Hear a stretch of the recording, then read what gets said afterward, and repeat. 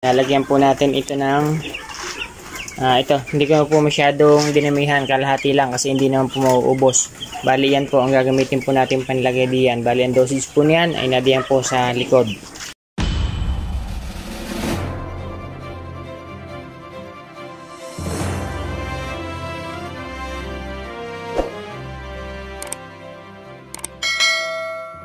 Good morning, good morning. Ngayon po ay dito na. Tingnan po natin ang ating sisiw. At yan po ang ating sisiw. Ngayon po ay dito. Tingnan po natin kung walang na tag-anan. Oh, malalakas na po sila. Wala naman pong na tag-anan. Yan, ngayon po ay hindi pa po natin papalitan ng dyaryo.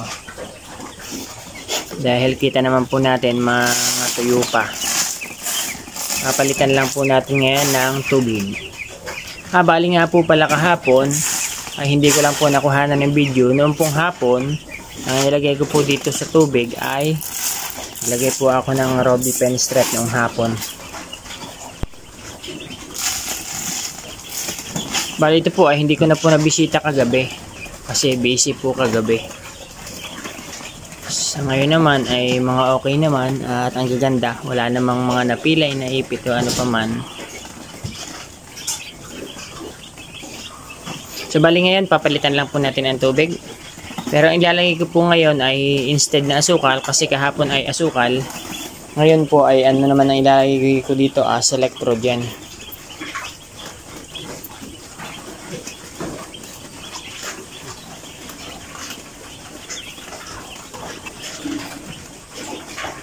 So bali hindi ko na po ipapakita dahil may mga brand minsan na hindi pwedeng ipakita. Doon ko na lang po sa comment section ilalagay kung ano pong brand yung aking ilalagay. So umaga po ilalagay ko po ay yun, tapos sa hapon ay yun na lang pong isa, Robbie strip BK po ulit. Ito po yung dito natin. Diba ang gaganda? Dito po ay maginaw na sa gabi. Ang ginawa ko po yan at may pantakip po tayo. Tinatakloban po natin dito para yung pong init ay mag-spread dito. Kita nyo ang gaganda. So yan po ating pong lilinisan araw-araw basta po tayo nagpalit ng tubig. So umaga po at sa hapon lilinisan po natin yan basta tayo nagpalit. So bali po ito ay ang ating gagamitin. Lalagyan po natin ito ng ito hindi ko po masyadong dinamihan, kalahati lang kasi hindi naman po mauubos. Bali yan po ang gagamitin po natin panlagay diyan. Bali ang dosage po niyan ay nadiyan po sa likod. Lagyan lang po natin dito na per gallon po yan ay 1 teaspoon. Yan. Tapos dito po ay kakaunti naman kaya tatansyahin na lamang po natin, magkakulay lamang po.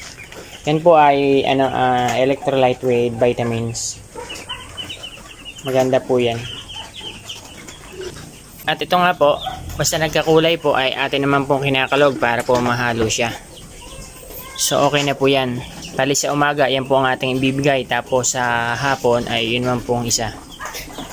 Mamayang hapon, bantayan nyo po ang aking pagbibigay na yung isa. Kasi kagabi po ay hindi ko na po nakuha na ng video. Yan, nailagay na po natin. Bali nga po pala, sa day 2, nagbabawas na po ako ng bato. Yan, ito po yung ibang bato. Hanggang sa pabawas po ng pabawas yan. Bukas, magbabawas pa ulit tayo hanggang sa mawala na po lahat ng bato na yan. Kaya napakahalaga po niyan. Kung iyan po ay walang bato, possible na ngayon po yan ay may nalunod na diyan. Ganyan din po kahit sa mga pugo. Dahil ang pugo ay napakaliliit. Halos kasing laki lang ng ulo nito. Ang pugo. Kaya mas maluwan po itong i-brood case sa mga pugo.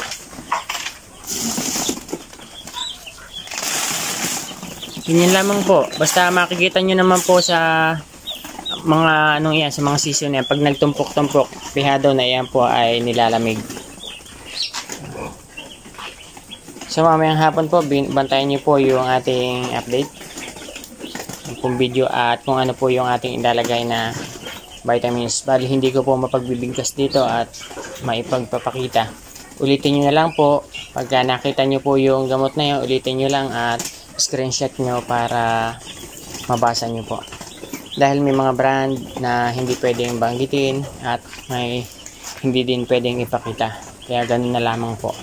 Sa comment na lang po ninyo makikita kung ano po yung ginagamit natin. Ito po yung day 2 natin. Kung mapapansin nyo po, pinatay ko po yung ilaw. Tapos tinanggalan ko din po ng takip. Kasi ito naman po ang ating kulungan ay ito po ay balot na balot. Pero ngayon po ay mainit dahil darang po ng bubong. Yan. So bali ganyan po ang kalalagayan nila ngayon, sitwasyon nila ngayon.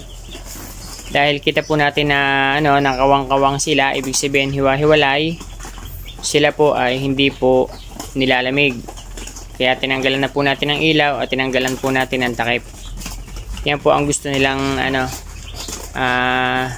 temperature. Pag nakita nyo po na yan ay tumpok-tumpok na, ibig sabihin nilalamig, kinakailangan ng init, dapat po yan takloban at buhayin po ang ilaw.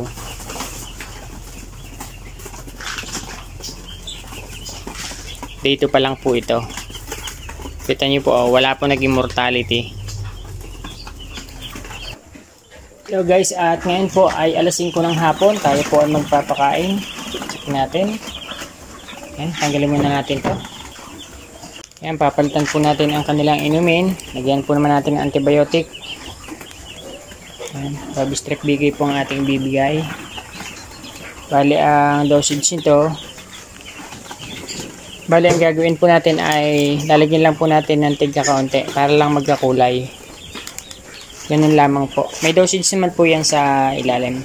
Hindi ko na lang po ipo-focus kasi baka po tayo ay pagbawalan kasi may mga brand na hindi po talaga inaalaw. So yan po, ating pong lilinisan araw-araw basta po tayo nagpalit ng tubig. So umaga po at sa hapon, lilinisan po natin yan basta tayo nagpalit. Guys, bali maglalagay tayo, tansyahan na lang.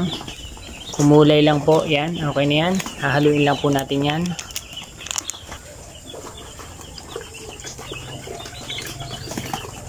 So yan po, ganyan po ang kulay niya.